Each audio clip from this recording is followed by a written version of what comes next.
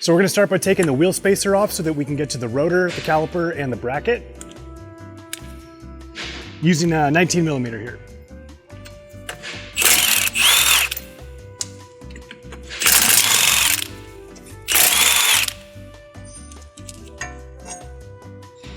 Now using a 22 millimeter and a breaker bar, we're gonna get the back 2 bolts here so that we can remove this whole thing in one piece.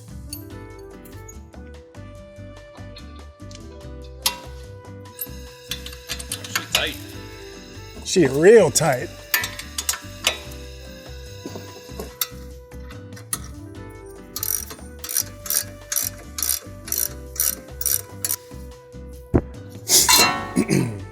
Now once you have your rear 2 bolts loose, you're gonna grab your hanger. Zip ties can work in a pinch. Something like this, or maybe even like a twisted hanger would work better.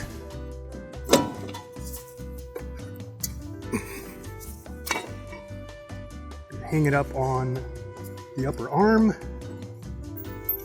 That comes off.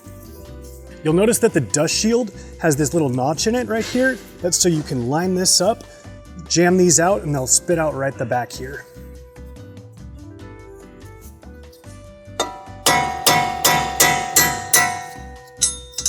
Just like that.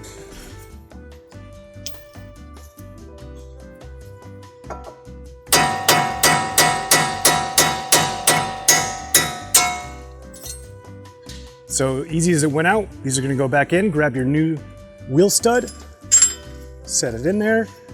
Today we're using a wheel stud installation tool by Lyle that we carry here. I would highly recommend. It makes doing a job like this where you're replacing all of the wheel spacers, all of the wheel studs, so much easier. You can always use the bearing method where you stack them up, but you always run the risk of damaging your lug nuts or your hub. And having those all stick together, that makes it even more difficult to take off. So just grab your impact with a 21 millimeter. We're gonna jam these on. It's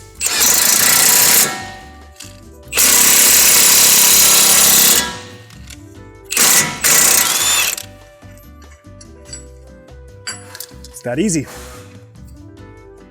Everybody likes a nice young stud.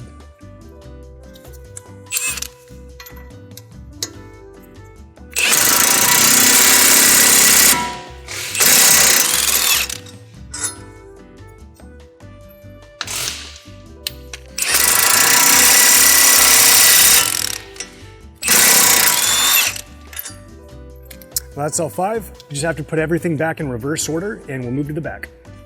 All right, we're gonna use a breaker bar and an 18 millimeter to break off these 2 back bolts and remove the caliper. I happen to have 2 because this is a drift car. If you do not, it's obviously it's much simpler. Yeah.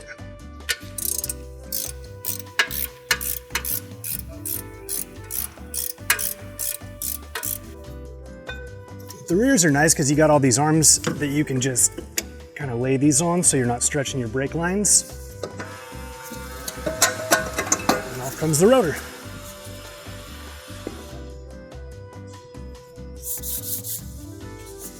Yeah, that one's a little rusty and a little marred at the end.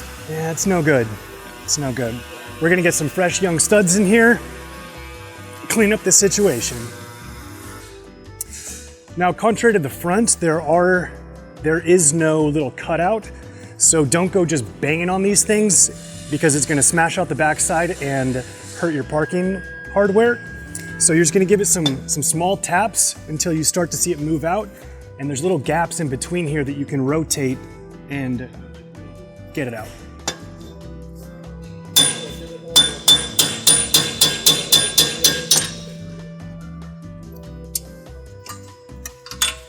Boop. So just like the front, just kind of finagle these in there.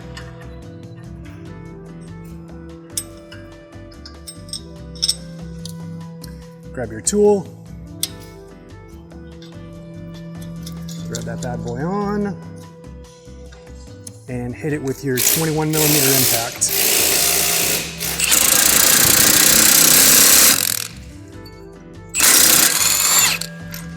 Nice and easy. We've got the impact on level 3, so we're really jamming these things on there.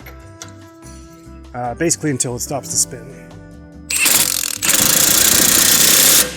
And then we back it off. Boom.